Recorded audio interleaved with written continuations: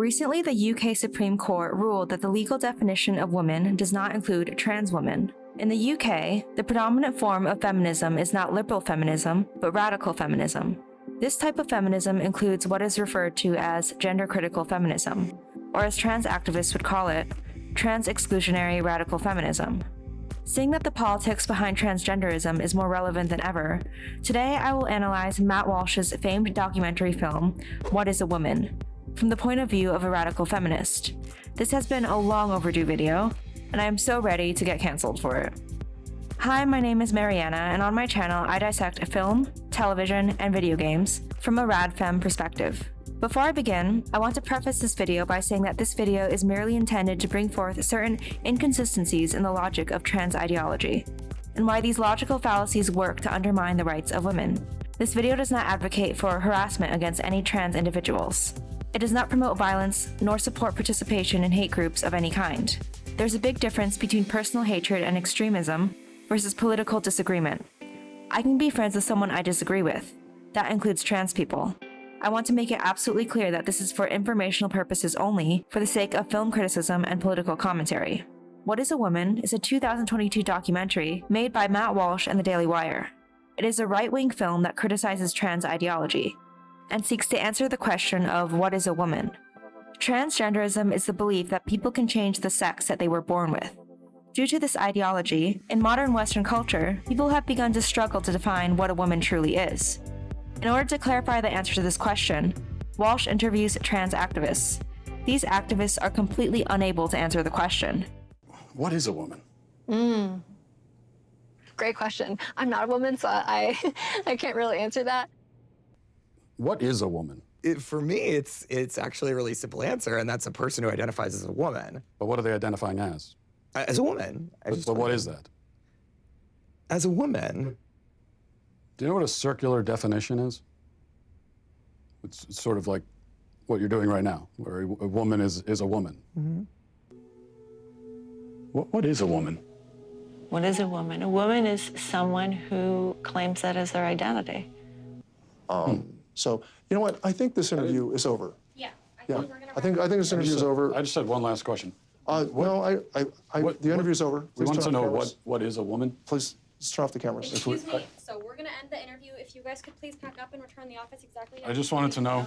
Okay. I came all this way to know what. Thank you. They're fair question. I just wanted to know what is a woman. And you're not gonna find out. The movie deconstructs the manipulation of language and erasure of words by left-wing activists. This erasure of words in turn facilitates female erasure. In extreme cases, the left replaces the word woman with phrases like pregnant people, menstruators, or cervix havers. My government decided that I had to call people by the terms that they designated, or I'd be subject to legal penalties. It's like, no, I'm not doing that. I don't care what your reason is. You don't get control of my tongue. The strongest radical feminist argument against trans ideology is that trans ideology wholly relies on gender stereotypes. Trans activists believe that what makes a woman are not physical features, but rather how she dresses or presents herself. They believe gender to be a mere performance. Women are defined as people who wear heels, dresses, and have an affinity for the color pink. Men are defined as people who have short hair, suits, and a more rugged appearance. If a man wants to quote-unquote transition into being a woman, all he must do is grow longer hair, change his demeanor, and wear certain clothing. However, this way of thinking is sexist, as women should be allowed to have short hair and men should be allowed to enjoy the color pink. How do I know if I'm a woman? That's a great question. I like scented candles, and Yeah. I've watched Sex and the City. Yeah. There's a reason why trans activists cannot answer the simple question, what is a woman? Because if they were to answer honestly, they would look terribly sexist. A woman is someone that likes to be pretty and think of themselves as a delicate creature. I'm pretty and delicate. Okay. I could be a woman too. Yes, you could. These activists may lie or try to avoid the question entirely, but the evidence is clear. If you look at before and after pictures of famous trans people, before and after transition, it is obvious how man and woman are defined. Trans women rely on the idea that being female requires makeup, plastic surgery, submission, and softness. Although Matt Walsh makes a compelling point that trans ideology is flawed in defining a woman based on clothing and presentation, his philosophy is not quite radical feminist. In the beginning of the movie, He implies that girls are supposed to like dress up and boys are supposed to like sports. In contrast, radical feminism believes that males and females should not be confined to liking feminine or masculine things. Women can like traditionally masculine things and vice versa. And just because a woman is on the extreme end of liking traditionally masculine ways of presenting doesn't make her a man. And if she thinks that she's a man simply because she likes traditionally masculine things, that's sexist, because it endorses the idea that women can't like those things. Basically, conservatives like Matt Walsh think that people should change their personalities to fit the stereotypes associated with biology, while transgender activists think that people should change their biology to fit the stereotypes associated with their gendered personality. Radical feminists are different in that they argue that people can have whatever personality they want regardless of their biology. In the film, Jordan B. Peterson deviates slightly from the typical conservative talking points and explains that when trans activists talk about gender, they are actually talking about personality. Temperament is not binary, temperament or personality. So that's gender. Temperament is gender? Well, gender is not a good word because it's vague and it isn't measurable. So do we need it? Why can't we just say temperament? What do we even need the word gender for? Well, I don't need it. Yeah. But what I would say is that people who talk about the diversity in gender are actually talking about diversity in personality and temperament, but they don't know it. Under the flawed logic of transgenderism, a woman can't be on the extreme end of masculine presentation without being questioned by woke people on whether or not she is a man. I never fit. I was an alpha female, a sales executive that kind of just didn't fit in any box. When psychologists or somebody that I was in love with or whatever said that I was in the wrong body, I started to think, well, maybe I am. If a child has woke parents, and said parents witness the child performing the opposite sex stereotype, then the child may be brainwashed into taking dangerous, irreversible medications. Well, I mean, there's research and data that show that babies and infants understand differences in gender. Have you ever met a 4-year-old who believes in Santa Claus? Mm-hmm. So this is someone who believes that a fat man is traveling through the sky on a flying reindeer at lightning speed, coming down his chimney with presents. Yeah. Would you say that this is someone who maybe has a tenuous grasp on reality? The physical procedures and medications associated with transitioning are at best unhealthy and at worst dangerous. This danger is magnified when transitioning children is involved. We have 5 children's hospitals in the United States promoting that. What? That's a phalloplasty. That's a bottom surgery. The youngest patient I've done vaginoplasty on is age 16. I will not go in depth with this topic in particular because I believe that it's already covered extensively by other YouTube channels. If a woman identifies as a man to escape the sexist stereotypes and pressures often associated with being a woman, this does not help the other women who are still stuck with said stereotypes and pressures. For example, Magdalene Burns on her YouTube channel talked about a case where a woman didn't want to wear the sexist dress code required by her office at work. Accordingly, she expressed to her workplace that she identified as non-binary and was permitted to break the dress code. But this did not help the other woman who still had to conform to the sexist dress code. Men cannot identify out of privilege. Just because a man says that he is all of a sudden a woman now, does not change the fact that he still had the privilege of being socialized male, treated as male for the majority of his life, and got the societal benefits of being in a male body. In the film, Walsh brings up the logical dilemmas of transracialism. Someone can make a statement about themselves that could be untrue. Like, for example, if I were to say that I'm a black man. Transgender activists like to say that they are different from transracial activists because trans people can quote-unquote pass. In other words, they can outwardly look convincingly like the opposite gender at times, and therefore can face sexism if presenting as women. What you want to do is appropriate women. You want to appropriate womanhood, and turn it into basically a costume that could be worn. Let's do a thought experiment. If an affluent white person used futuristic technology to change their race, fully passed as another race, could they then claim that they fully understand what it's like to live a life of oppression from birth? Are they in no way different from a non-white person? If you answered no to both these questions, congrats. You're not the YouTube unfriendly version of the R word. In the hypothetical, the white person would have lived their entire life with privilege. Transracialism echoes blackface. Transgenderism echoes womanface. One point the film fails to mention is the often difficult biological reality of women. Women, aka adult human females, receive lower quality healthcare due to lack of research. Women also have to deal with complex matters like periods and childbirth, and are generally physically weaker and therefore more vulnerable. Women are biologically oppressed because the world is made to benefit male bodies. Biology-based oppression includes sexual violence, anti-abortion laws, and sex-selective abortions. In the film, Deborah So points out that transgender ideology prioritizes male feelings over female safety. No one seems to care about the safety of women and girls who are going through a very developmentally challenging time in their lives. Allowing men into women's private spaces, like bathrooms and changing rooms, protects male feelings at the expense of female safety. Just because a man wears a dress doesn't erase the realities and dangerous nature of male sexual desire. Male rates of violence and assault do not change just because of clothing.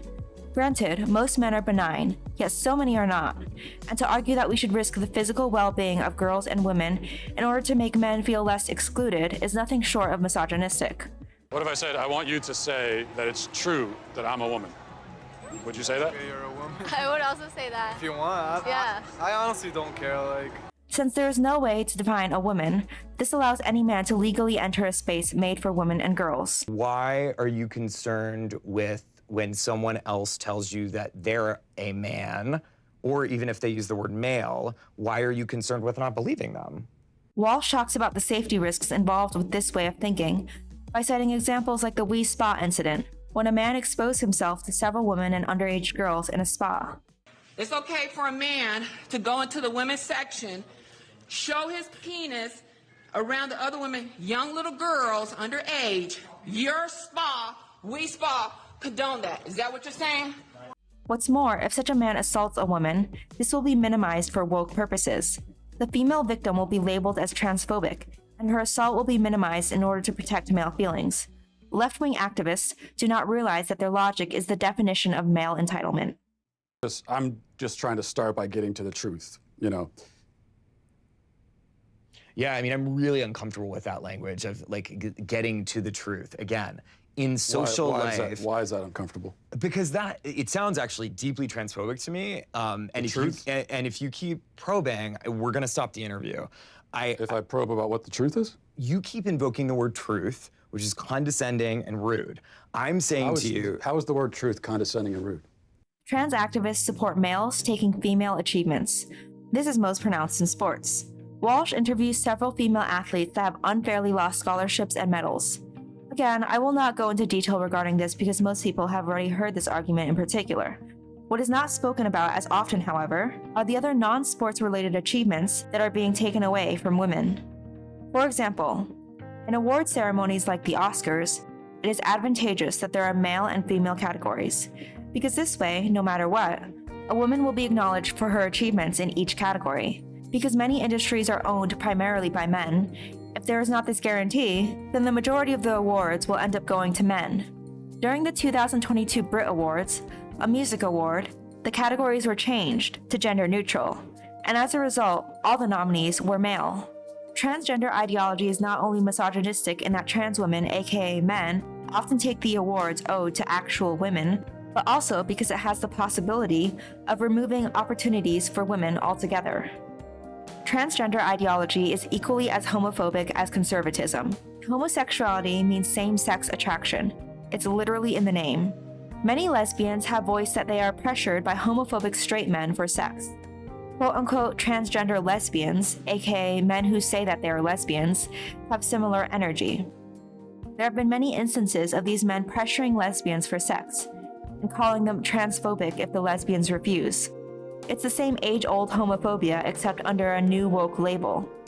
Some people are making the argument that it's not cis-sexist at all to only be attracted to people with one kind of genitals. In other words, homosexuals and heterosexuals don't think they're bigots. These people might argue that being attracted to only women with vaginas in no way negatively affects trans people. It might negatively affect them. Nobody likes to be rejected sexually. The point is that it's really every individual's responsibility to learn to cope with sexual rejection without expressing hostility towards those who sexually rejected them. That's part of being an adult. On the other hand, I would argue that it's more complicated than that. I'm sure you would argue that it's more complicated than that, and a lot of other penis bearers would argue the same thing. We all have our implicit biases built into our preferences. Sexual orientation is not an implicit bias, and sexual orientation is also not a preference. To imply that it is a preference is to suggest that it is a kink. Homosexuality is not a kink. Okay? And gender isn't as simple as just the genitals you have. But after I say that, I usually get a bunch of blatantly cis-sexist responses. Dismissing everyone that disagrees you as cis-sexist transphobes.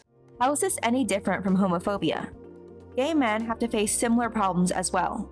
The YouTube channel Mr. Menno is run by a gay man who talks about his experience dealing with homophobia from the trans community. Apart from the women that are hurt by this lie, there is another group that is at risk and that I feel a responsibility for to protect. I'm talking about a certain type of guy, the young, sensitive kind, who gets shit for not being manly enough, who repeatedly gets told, "You're really a woman, aren't you?" Who struggles with the idea not just of being a man, but being a gay man, who lets these things eat away at him and begin to doubt if he's even a man at all. The lie offers him an explanation and an escape. It is these guys that need to know that not feeling like a proper man is not the same as being a woman. That the shame that comes from deep internalized homophobia is not the same as feeling like a woman. That getting a boner when you wear a dress is not the same as being a woman. In his speech, he does a great job explaining why trans ideology is in many ways similar to conservative sexism. Men and women transition for different reasons. In the film, Walsh interviews a brilliant psychiatrist, Dr. Miriam Grossman, who explains the foundational distinctions on why people transition. Gender dysphoria. It's important to distinguish those people from what's happening much more recently, which is kids that never had any discomfort or dysphoria, as it's now called, with their biological sex. And then quite suddenly, as preteens or as adolescents, they come out and they announce that they are gender fluid, or they start to question. Most of the time, women become transgender men because they are tomboys and do not enjoy the things that are typically associated with femininity. They see presenting as men as a way out of a misogynistic society. For this reason, radical feminists have a certain amount of empathy for transgender men.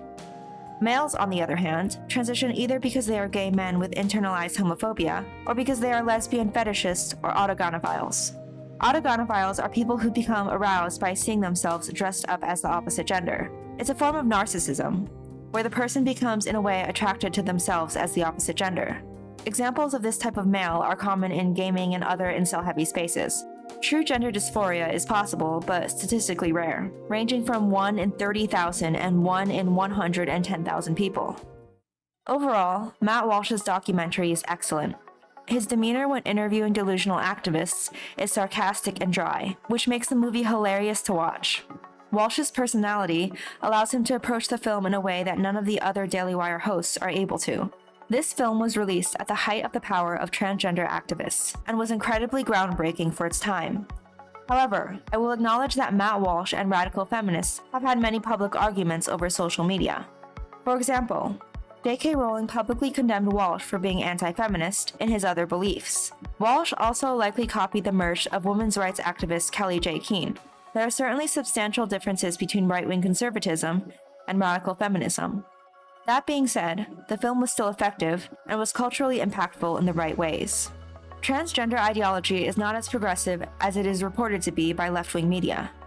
My channel focuses mostly on the pitfalls of sex positivity and hookup culture, though this recent development in the UK courts made me interested to explore this aspect of radical feminism in a video essay, as it was a landmark decision decades in the making. If you are interested in seeing more videos on this topic, let me know in the comments below. But for now, I leave you with this thought. Feminism is not about prioritizing male feelings. It is not self-sacrificial nor conceding. Feminism is the safeguarding of women. It's the encouragement of self-respect in a world obsessed with revoking it. And above all, It's having the backbone to speak your mind with stubborn conviction. I am new to making video essays on YouTube, but I plan to make more soon and consistently. If you enjoyed this video, please consider following me on Twitch as well. Thank you for watching and see you in the next video.